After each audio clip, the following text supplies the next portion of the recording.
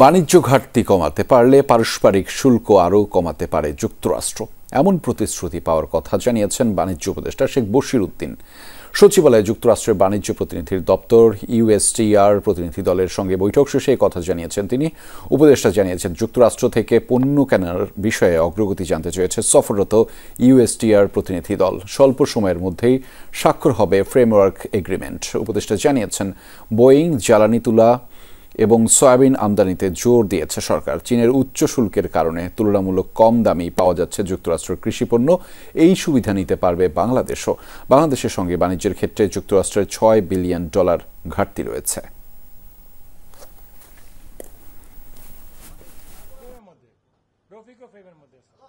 এই বিষয়ে আমাদের যে আলোচনাগুলো চলছিল,